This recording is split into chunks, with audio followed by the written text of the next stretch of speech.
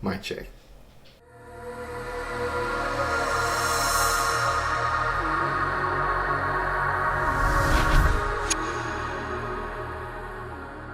Welcome back, everybody. Welcome back. So good to be back. I miss you guys. I know you miss me.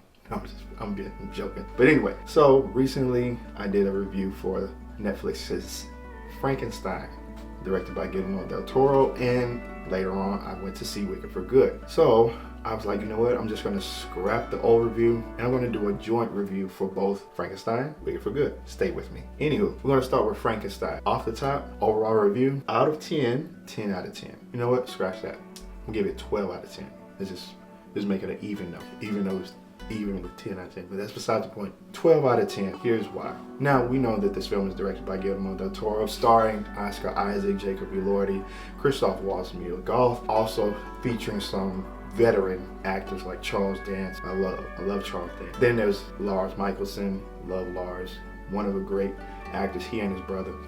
Anyway, from set design, from wardrobe, special and visual effects, to cast, writing, makeup, hair design, this movie is amazing. Now, I've always had descriptions for movies where there's a good movie, there's a bad movie, there's a great movie, there's an excellent movie. But then every now and then, which I have a few, you get a beautiful movie. And this movie is beautiful, front to back. The way the story unfolds is just beautiful, and I just absolutely love it. So Guillermo, you did an amazing job with this film, and I do want to say I appreciate you for being an inspiration to me because you're one of my favorites. He has a way of designing creatures and making you feel for those creatures. He makes you feel like you are a creature. He puts you in their shoes and he makes you see things through their eyes, which I just love. One of my favorites. Hands down, I would love to see him in the Star Wars, but that's just a side note. Isn't important, does not affect my rating. 12 out of 10, hands down. I love this movie and I will definitely be seeing it again. Moving along, Wicked for Good, starring Cynthia Erivo, Ariana Grande, Jeff Goldblum, directed by John Chu. John Chu responsible for a lot of the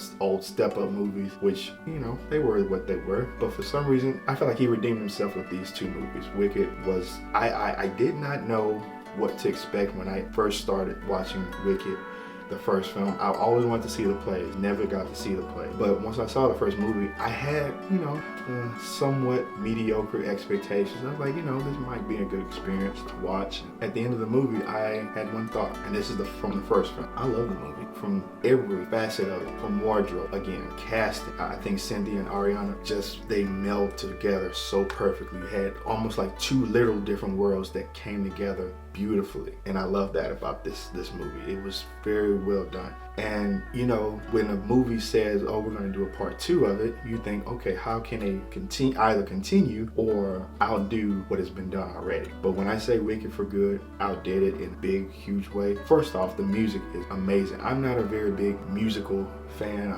I've seen some. I have a couple that I like. I can watch over and over. I'm not really a musical fan. Would love to maybe make one day. But I wasn't always a fan of musicals, but for some reason I became a fan of this music because I felt like all the stories, all the songs had a story to tell.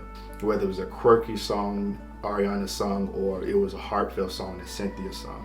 You see emotion, you see character, you see story behind the lyrics, and they portrayed this beautifully. Set design was amazing. Emerald City has been made in so many different ways, like the previous movie I was talking about with Frankenstein. We've seen many iterations of Frankenstein, but with these two movies, I can honestly say I found my favorite version of these two stories. Wicked is an alternate side of the famous Wizard of Oz, or in the 70s with Diana Ross, Michael Jackson, The Wiz. This tells a different story from the Wicked Witch of the West viewpoint, but you get to see things in a different way.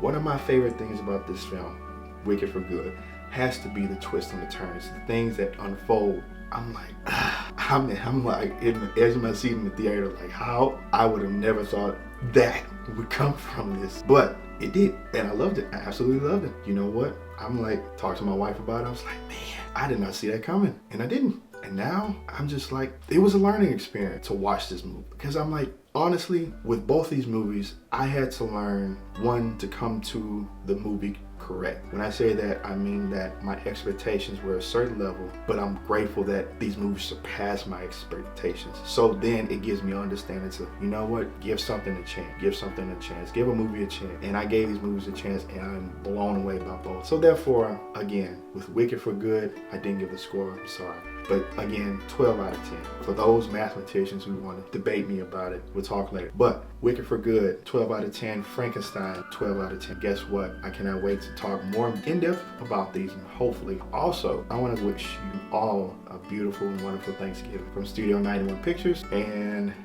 more to come. Congratulations to everybody of both of these movies. Get them all. John Chu, the cast of Frankenstein, cast crew of Wicked for Good. Thank you for everything you've done, and congratulations on whatever's coming next for you all. Love you guys. See you soon.